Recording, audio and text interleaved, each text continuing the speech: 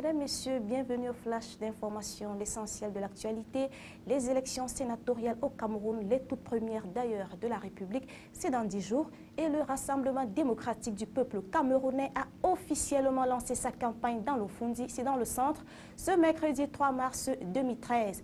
L'annonce de cette entrée en scène a été faite au sortir de la réunion tenue au comité central du RDPC. Gilbert Timi Evouna, le président de la commission départementale de campagne, a retrouvé la salle des fêtes des actes de l'hôtel de ville de Yaoundé où l'attendaient quelques membres de cette commission communale.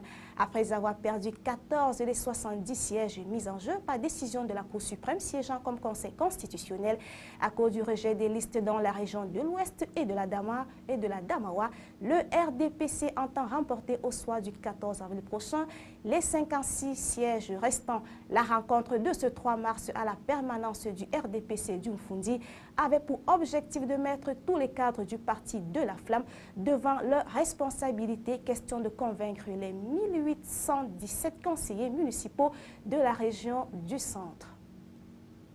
Nous restons en politique avec les sénatoriales du 14 avril prochain. Le pouvoir judiciaire espère en cartographie. La Cour suprême siégeant comme conseil constitutionnel a vidé le 29 mars dernier le contentieux préélectoral relatif aux requêtes formulées par les partis politiques au lendemain de la résolution en annulation par Election Cameroun et les CAM de certaines listes de candidatures. La carte sénatoriale qui aurait pu contenir 40 listes de candidatures dès les investitures puis 23 après le filtrage des LECAM ne fera finalement qu'avec les 4 formations politiques adoubées par la supra-juridiction. Direction région des Gentlemen et dans la même lancée de l'opération de conquête des électeurs des sénatoriales, la commune d'arrondissement de Santa, c'est dans le nord-ouest, entre dans la danse. Pour la campagne qui se déroule de manière particulière, les réunions se multiplient afin de convaincre les 41 conseillers des 2 partis politiques représentés dans la dite commune. Du côté d'Election Cameroun, toujours à Santa, tout le dispositif de vote est fin prêt pour accueillir les électeurs à l'échéance du 14 avril prochain. Contrôle routier en zone urbaine à présent, l'opération baptisée Coup de poing a débuté ce 3 avril 2013 à Douala.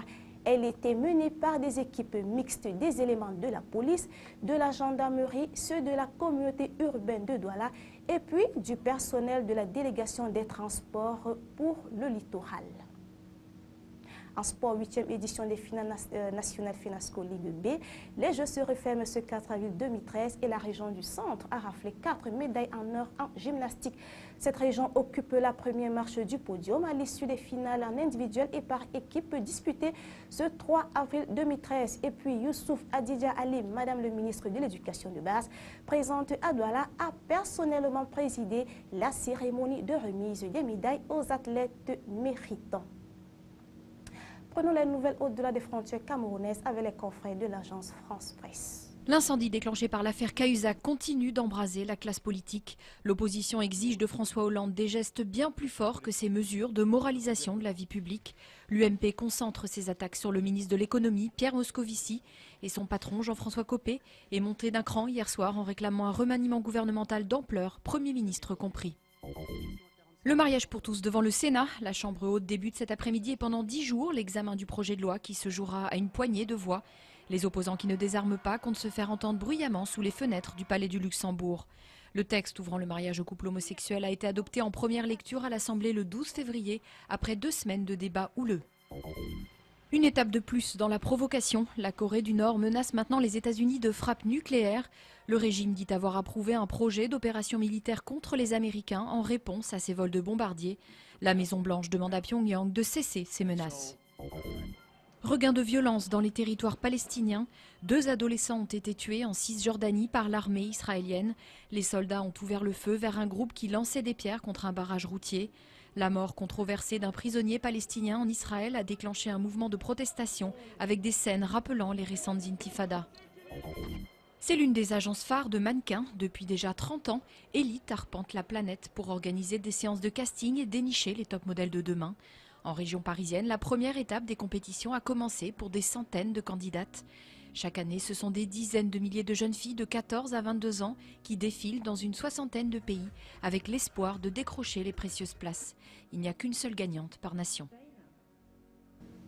Voilà, mesdames et messieurs, fin de cette édition. Merci de nous avoir suivis. Les informations sont en continu sur CAMnews 24.